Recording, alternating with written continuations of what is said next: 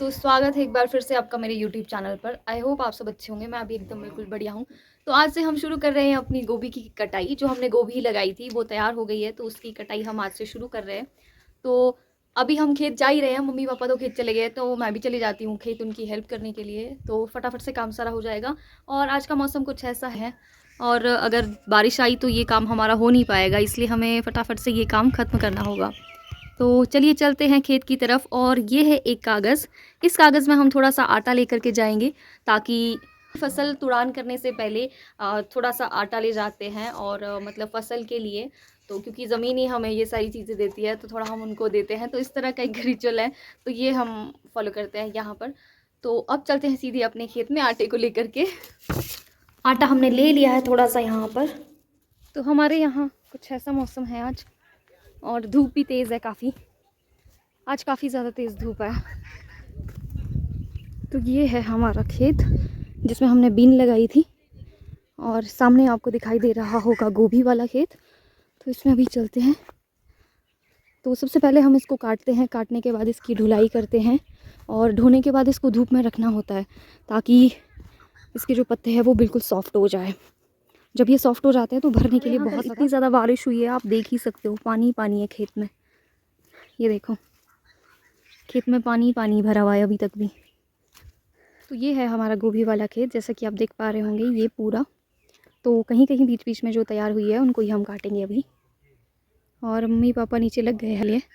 करने के बाद हमने इस तरह से इनको नीचे रखा है, ताकि इसके पत्ते जो है बिल्कुल सॉफ्ट और नरम हो जाए। दादू भी यहाँ आई है दराटी लेकर के। एक स्पेशल तरह की दराटी हमने बनाई है इसको कट करने के लिए। इधर ही है।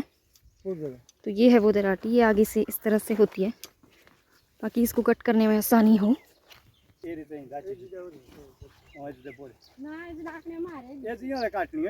तो इस तरह से इसको कट किया जाता है। तो ये देख सकते हो आप, कितना बढ़िया फूल है। तो इसको तो अभी हम सबसे पहले धूप में ही रखेंगे, ताकि ये सूख सके अच्छे से।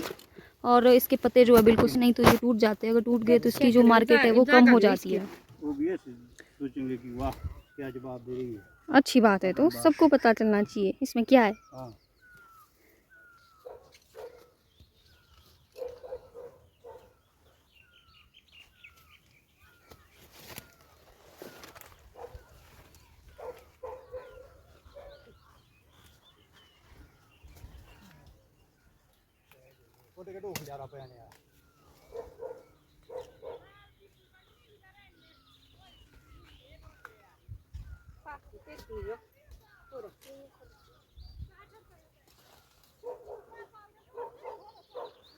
गाइस, गोभी काटने के बाद हमने सीधे इनको इस तरह से रख दिया था नीचे, और ताकि ये सूख जाए। धूप तो चली गई है, लेकिन फिर भी ये थोड़ी थोड़ी सी सूख गई है।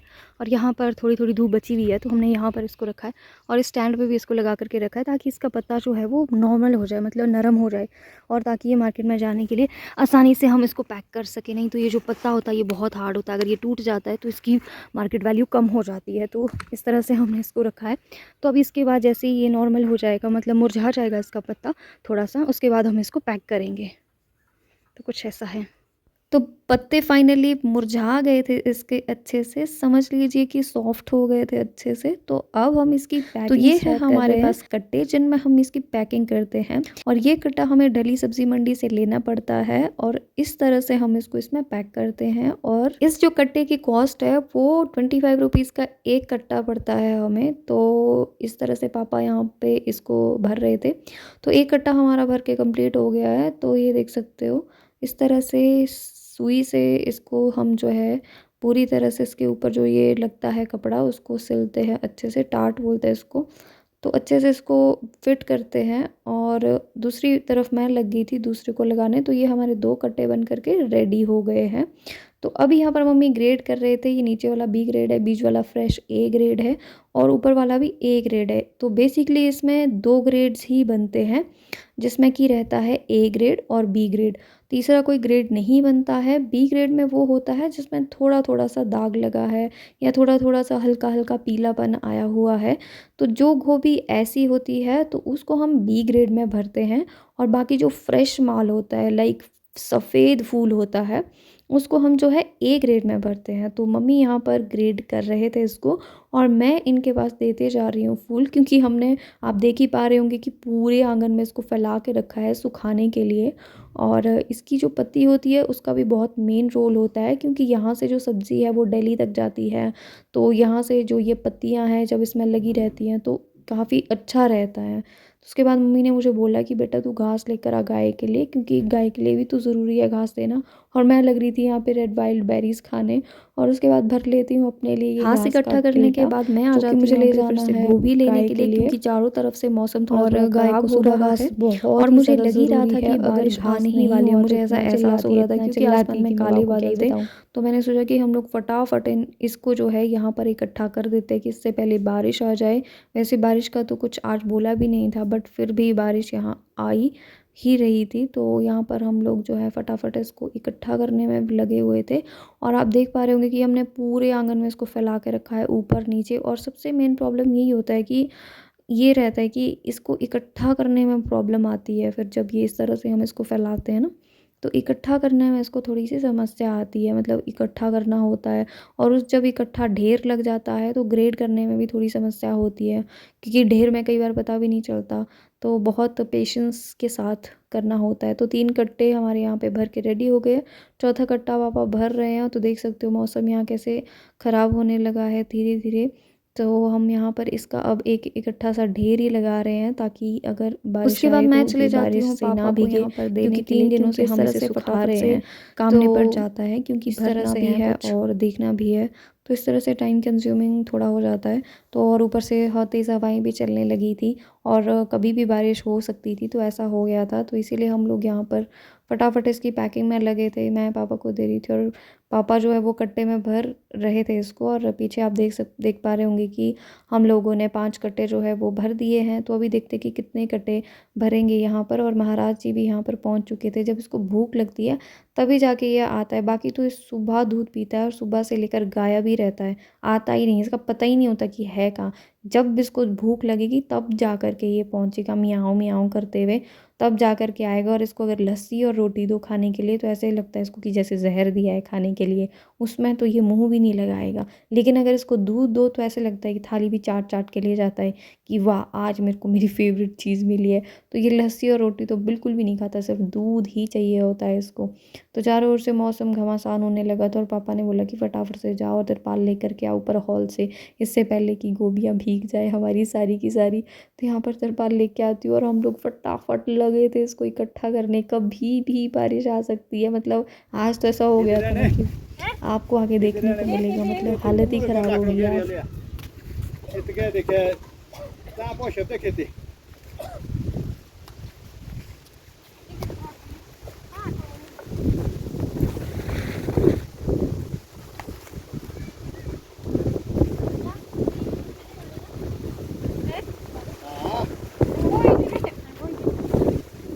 कुछ नहीं होता इसको यहीं रहना।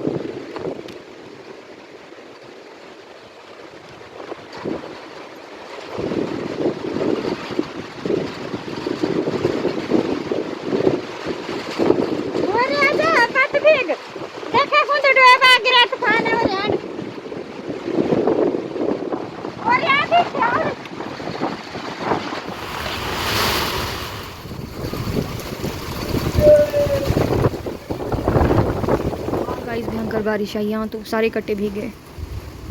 क्या करना, ऐसे ही हो रहे हैं पापा। सत्यानाश हो गया आज तो, सत्यानाश।